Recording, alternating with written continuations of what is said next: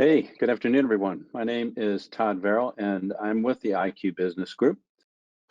And thanks, Todd. My name's Tom Jacobs. I'm a Senior Federal Account Executive for ActiveNav. Great, let's get started. And M-19-21, Tom, as you know, is really nothing new. It's merely a supersession, if you will, of M-12-18, one of the goals of the MGRD, or the Managing Government Records Directive.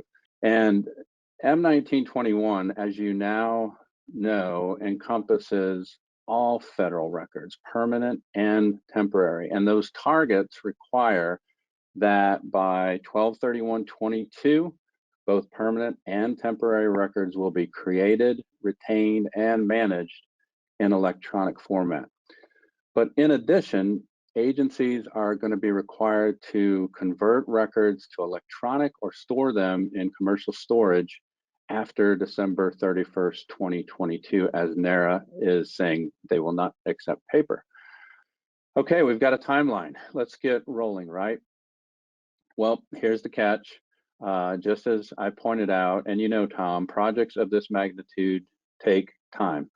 I'd also like to stress that even though, everyone has the same compliance requirements, there's not going to be a one-size-fits-all approach that will integrate those so important business and mission requirements that we need to have, because we can't stop doing business. We can't stop going.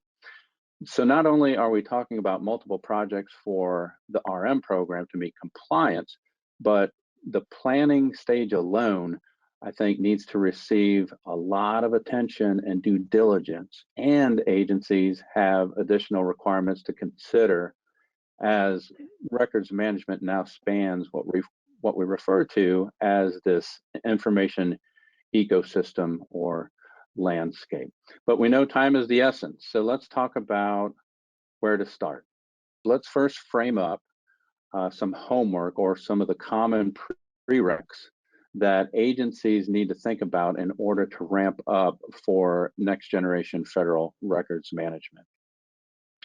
First of all, if you can't measure it, you can't manage it. Thank you, Peter Drucker and others. But Tom, in short, the discovery phase of any of these projects is so valuable. When we talk inventory, it goes beyond record types and schedules, very important. But now more than ever, I think knowing where records are born, where they live, how they're managed across multiple systems and apps in this information ecosystem is so important. So let's move on to process and best practices. And I'm just going to draw attention to two things here. One, again, there's really no one-size-fits-all approach. Everyone is going to be at a unique point in their journey, and they're going to have unique requirements outside of meeting M-19-21. Number two, if you focus on the bookends of this slide, the stuff in the middle will happen. And I'm sure there's people saying, yeah, right, help me out here. What is this guy talking about? But Tom, I know you'll agree, the boxes in the middle are very common, proven steps that they will yield results. But understanding where your RM program is now, meaning, have you had an assessment in a while? Do you do an internal assessment? And what you want your RM program to represent and how it's modeled, meaning applying and living by those RIM policies, that sets the cadence. And as we've experienced, drive the culture. And I think we all know that culture and change are two components necessary to conquer M-19-21. Okay, so to get on the road to compliance, if your RM program remains at the center of focus, something interesting begins to happen. The road to compliance really is driven by the RM program instead of compliance requirements dictating the RM program. Yeah, and Todd, I think you hit on a number of key things, right? The staffing challenges that all agencies have, the time it's going to take to do this, end user burden you mentioned multiple times, right? That's reducing that, simplifying the processes, and automating.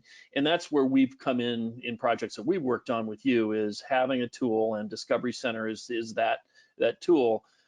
You can't manage what you don't know you have. And I have yet to meet one federal agency or department that doesn't have a ton of unstructured, semi-structured data that has to be, you've got to be able to find, you've got to be able to map and discover what it is. As you mentioned earlier, you've got to be able to do the data cleanup, but do it in a way that you have the tools are automated, and end users that aren't RM specialists don't have to manage the process.